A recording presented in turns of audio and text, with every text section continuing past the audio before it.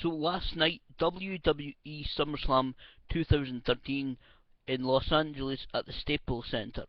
Very much a last minute decision for me personally to order the pay-per-view due to various reasons, but it was, well, was it worth the money that I paid for it, the $14.95 that I paid for it? The event pay-per-view kicked off with the Ring of Fire match between Kane and the debuting in-ring Bray Wyatt. Now, this was, as I said, really an Inferno match. They called it Ring of Fire match. It was an Inferno match, but winner by pinfall, not by setting your opponent on fire.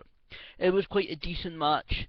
Bray Wyatt and Kane, both big men. They did call big man versus big man match. Who were, of course, limited because of the ring being surrounded by fire. They were a bit limited on what they could actually do. There was no diving off the top turnbuckle by Kane, although Kane got in some really good moves.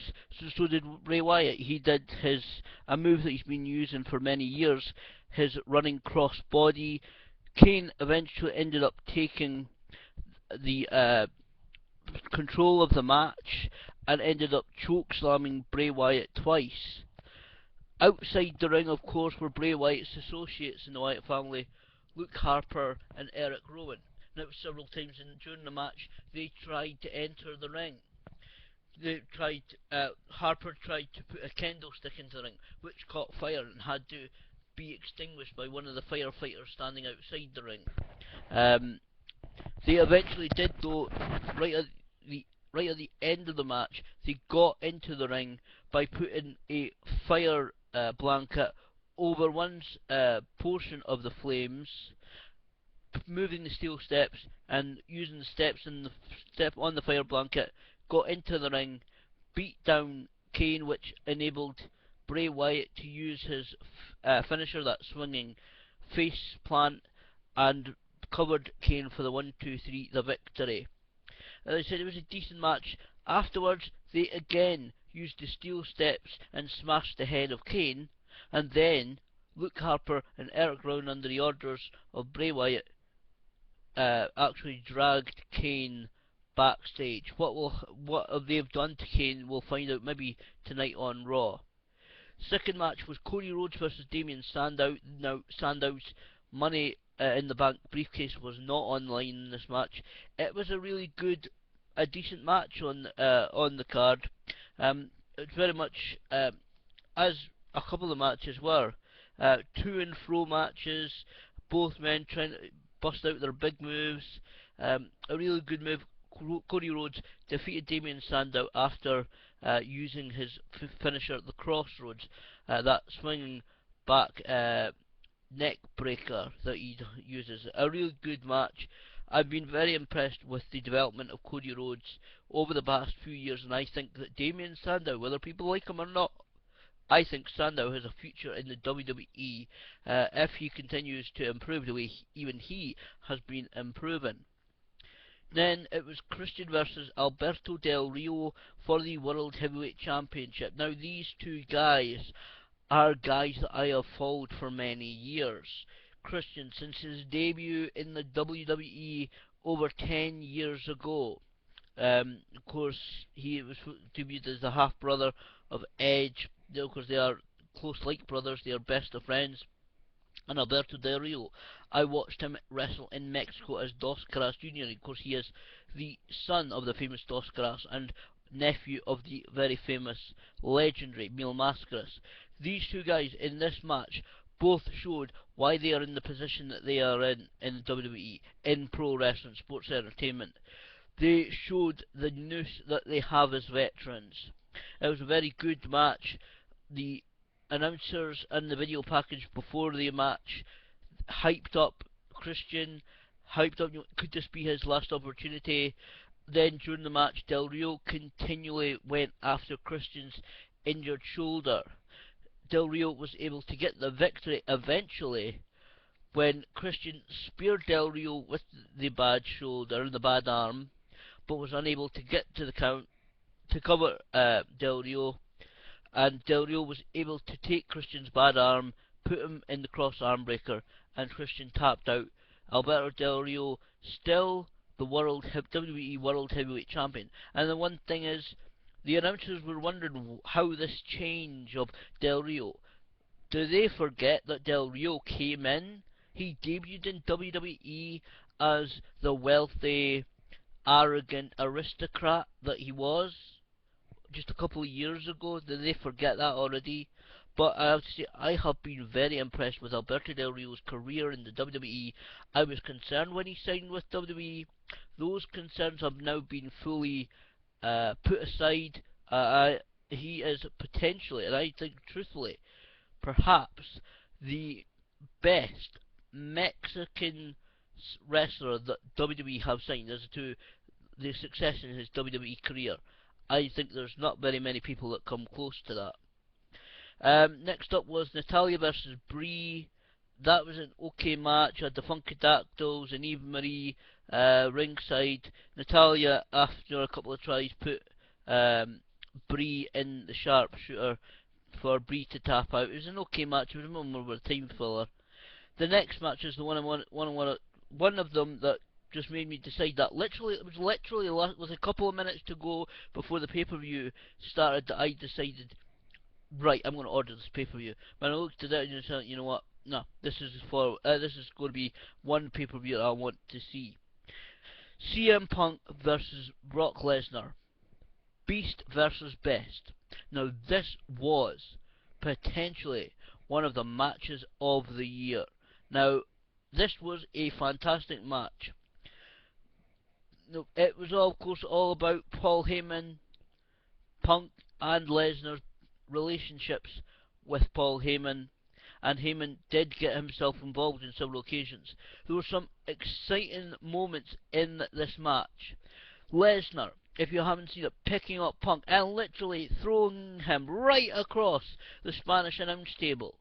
Then going across, after a couple of minutes, picking up Punk and throwing him across the English announce table. Punk having Lesnar in the triangle hold in the middle of the ring, and twice Brock Lesnar was able to power up and actually do a powerbomb, and one of them was a running powerbomb onto CM Punk. And in that first powerbomb, Punk let his grip go, but immediately put it back on. This was an excellent match. If you haven't seen this match, watch it. Order the replays of the pay-per-view. It was an excellent match. Lesnar was dominant at times.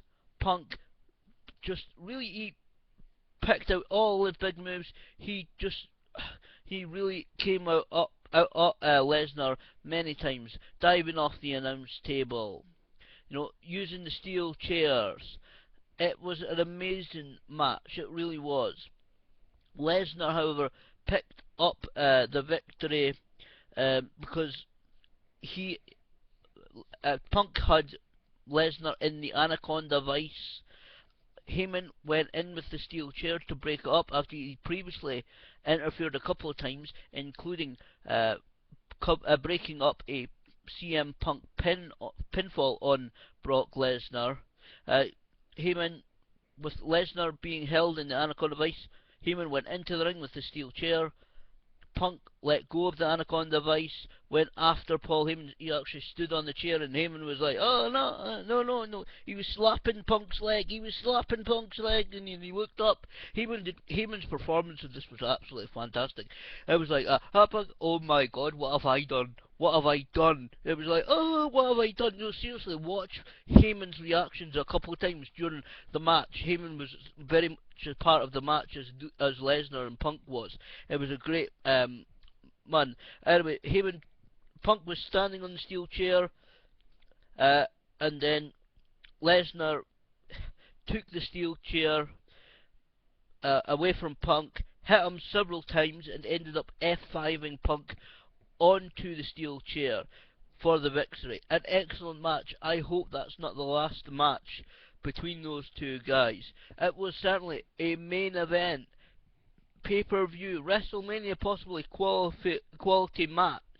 It really was a great match. That was absolutely fantastic. A lot of people will be claiming for that for match of 2013. Sixth match was quite a short match. Dolph Ziggler and Caitlyn versus AJ Lee and Biggie Langston. It was an okay match. Didn't really have a lot of time. Didn't really have quite a lot of chance to get going. The finish happened when Caitlyn speared AJ Lee, who was on the outside. AJ Lee had grabbed Dolph Ziggler's boot to try and stop Dolph Ziggler bouncing off the ropes. Caitlyn came around the ring, speared very heavily AJ Lee. Biggie Langston, when Dolph Ziggler turned around, clotheslined Ziggler, went for his finishing maneuver. Ziggler was able to reverse it into a zigzag for the win. Now the next up, the two main events really. Daniel Bryan versus John Cena was another exceptional match. Daniel Bryan took Cena to a far more technical match than we had seen for many a while from John Cena. A lot of submission moves, a lot of submission counter moves.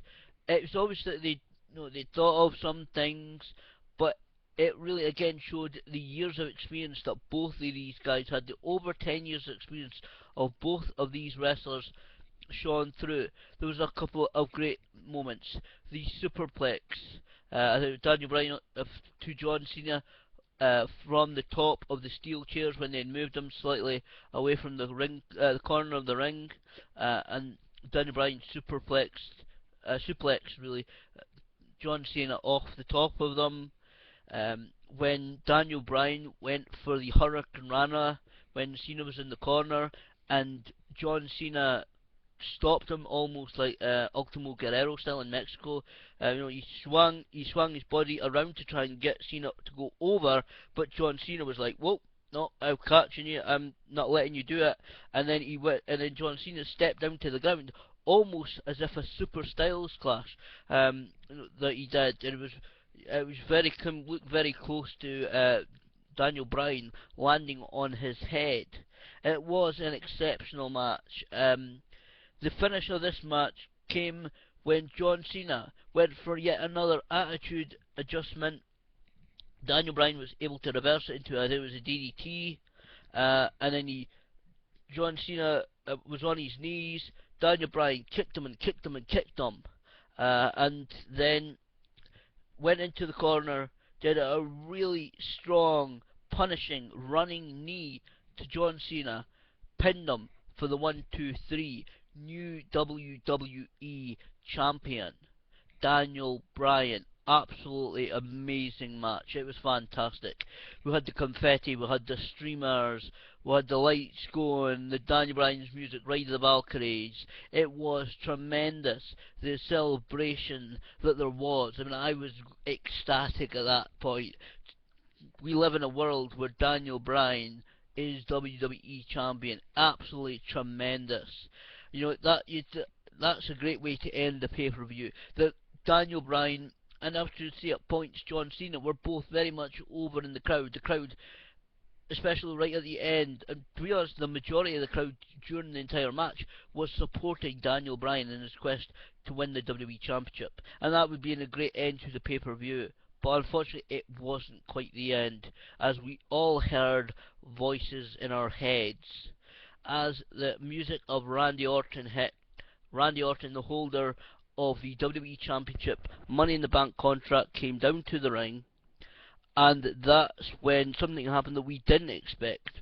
Triple H suddenly turned around, Triple H had been the special guest referee in this match, swung Daniel Bryan around, pedigreed Daniel Bryan, then Orton climbed into the ring, was kind of on his knees looking at Triple H looking at Randy Orton. Randy Orton got up, gave the Money in the Bank briefcase to Triple H. Triple H says he's cashing it in. And Daniel Bryan, who's still down after receiving the pedigree from Triple H, was covered by Randy Orton. For 1, 2, 3, Randy Orton walks out of SummerSlam, the Staples Center, Los Angeles, California, as WWE Champion. An amazing event. If you haven't watched it, to be honest, I would say yes, it's certainly worth the money. If you haven't watched it, order the replays if you can. Watch the pay-per-view. I was overawed by it. It was a tremendous pay-per-view and well worth recommending to people.